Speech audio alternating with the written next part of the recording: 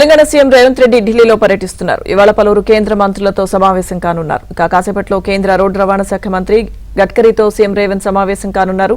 తెలంగాణలోని రోడ్లు ఆర్ఆర్పై చర్చించనున్నారు. ఆ తర్వాత కేంద్ర విమానయాన శాఖ మంత్రి రామ్మోహన్ నాయుడుతో భేటీ కానున్నారు. ఆదిలాబాద్, వరంగల్ విమానాశ్రయాలకు భూసేకరణ పూర్తయిన నేపథ్యంలో డిజైన్ల ఖరారుపై ఈ భేటీలో చర్చించనున్నారు.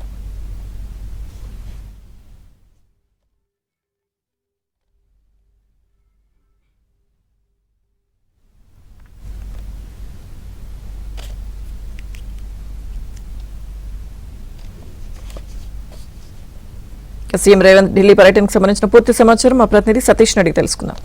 సతీష్, ఢిల్లీ పట్టణంలో సీఎం రేవంత్ రెడ్డి బిజీగా గడపనున్నారు. కాసేపటి క్రితమే కేంద్ర రోడ్డు రవాణా శాఖ మంత్రి నితిన్ గడ్కరీతో భేటీ అయ్యారు. ఈ భేటీకి సంబంధించి ప్రధానంగా రీజనల్ రింగ్ రోడ్డుకు సంబంధించిన అంశంలో ఇప్పటికే ఉత్తర ప్రాంతానికి సంబంధించి దాదాపు 95% మేర కూడా భూసేకరణ పనులు పూర్తయి. దక్షిణాదికి సంబంధించి దక్షిణాది చేపట్టాల్సిన రీజనల్ రింగ్ రోడ్డుకు సంబంధించిన అంశంలో దాదాపు కేంద్ర ప్రభుత్వానికి సంబంధించిన కేంద్ర కేబినెట్ యొక్క ఆమోదం తెలపాల్సింది. దానికి సంబంధించిన అంశంలో కూడా కేంద్ర మంత్రి నితిన్ గడ్కరీ వద్ద పెండింగ్లో ఉంది. దానికి సంబంధించి రానున్న కేబినెట్లో ఈ దక్షిణాది రీజనల్ రింగ్ రోడ్డుకు సంబంధించిన అంశాన్ని కేంద్ర కేబినెట్లో ప్రస్తావించాల్సిందిగా, దాన్ని నోట్గా పరిగణించాల్సిందిగా కూడా ఆయన విజ్ఞప్తి చేయబోతున్నారని చెప్పాల్సి ఉంటుంది. మరోవైపు ఇక అటు రీజనల్ రింగ్ రోడ్డుతో పాటు ముఖ్యంగా రీజనల్ రింగ్ రోడ్డుతో పాటు హైదరాబాద్ టు అమరావతి మొత్తం 12 వరుసల గ్రీన్ఫీల్డ్ హైవే నిర్మాణానికి కేంద్ర ప్రభుత్వం చర్యలు చేపట్టాలి. ఇప్పటికే వివిధ ప్రాంతాలను కూడా అనుసంధానం చేసుకుంటూ కూడా రోడ్ల కనెక్టివిటీని పెంచుతూ కూడా తెలంగాణ ముందుకు వెళ్తుంది. హైదరాబాద్ మొదలుకొని తెలంగాణలో అన్ని జిల్లాలకు ముఖ్యంగా అటు నాగర్ కర్నూలు కావచ్చు, ఇటు ఆదిలాబాద్ నుంచి మొదలుకొని అన్ని ప్రాంతాలకు కూడా రోడ్ కనెక్టివిటీ ఈజీగా ఉండే విధంగా కూడా చర్యలు చేపట్టాల్సిందిగా కూడా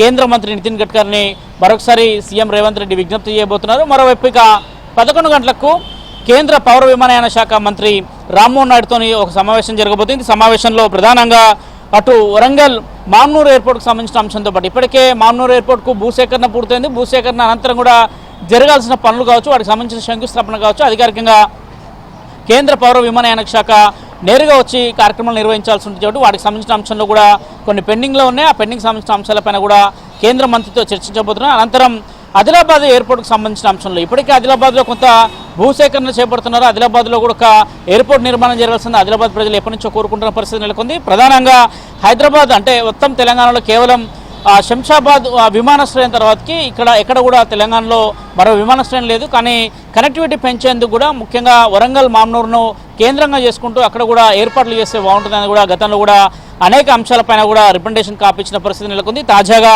ఇప్పుడు ఆదిలాబాద్, వరంగల్కి సంబంధించిన ఎయిర్పోర్ట్ల అంశాన్ని కూడా వారి ముందుకు తీసుకెళ్లబోతున్నారని చెప్పాల్సి ఉంటుంది. ఇక అనంతరం మరోవైపు కేంద్ర పట్టణాభివృద్ధి శాఖ మంత్రి మనోహర్ లాల్ ఖట్టర్కు సంబంధించిన ఒక అపాయింట్మెంట్ కూడా కోరడం జరిగింది. ఆ అపాయింట్మెంట్ సంబంధించిన అంశంలో ఇంకా స్పష్టత రాలేదు. ఒకవేళ మనోహర్ లాల్ ఖట్టర్తో భేటీ అయితే మాత్రం ఇప్పటికే మరో మెట్రో ఫేజ్ 1 సంబంధించిన అంశంలో ఇప్పటికే ఫేజ్ 1 రాష్ట్ర ప్రభుత్వం ఎల్ఎన్టీ సంస్థ నుంచి నేరుగా పూర్తిగా టేక్ ఓవర్ చేసిన పరిస్థితి నెలకొంది. దాదాపు దానికి 13,500 కోట్ల రూపాయలు ఐఆర్ఎఫ్సి గతంలో నిధులు కేటాయించింది, తిరిగి విత్డ్రా చేసుకున్న పరిస్థితి నెలకొంది. కేంద్ర ప్రభుత్వంతో ఇటీవల కూడా సీఎం రేవంత్ రెడ్డి చర్చించడం జరిగింది.